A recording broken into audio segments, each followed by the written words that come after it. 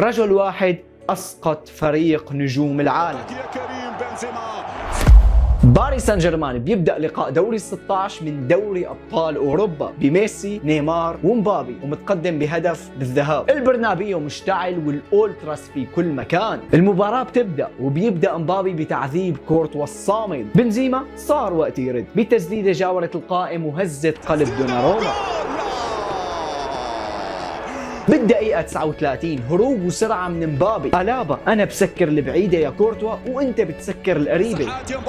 والسرعة يا مبابي والتسديد جول. بندخل الشوط الثاني وكالعادة تمويه وهروب خرافي من الفرنسي. بيسجل هدف ولكن التسلل يعطي فرصة لأبناء مدريد. الميرينجي على بعد نصف ساعة من توديع دوري الأبطال، ولكن يظهر هذا الرجل.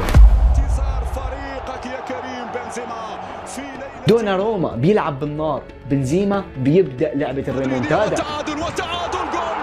هون لقطة بوتشيتينو بتخبرنا اللي بده يصير. نزل راسه، كتف ايديه، رايح جاي من التوتر كأنه الهدف القاتل. يا عمي بوتشيتينو معك هجوم ما بنحلم نلعب فيه بالفيفا، ليش هالحركات كلها وانت هلا لساتك متأهل؟ هنا الامير بتمريرة قصيرة لبنزيما ومن زاوية مغلقة بيعدل النتيجة. وتخيل بعد 10 ثواني بس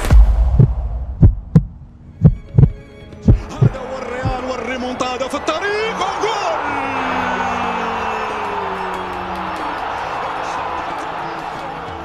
بنزيما بيجيب الهدف اللي عطى تذكرة التأهل للميرينجي. فينيسيوس بلمح حذاء أبو إبراهيم. المخرج بيجيب لك لقطات ميسي، بابي، نيمار ورا بعض، وها هو الأمير يبتسم، وها هي جماهير الميرينجي تقول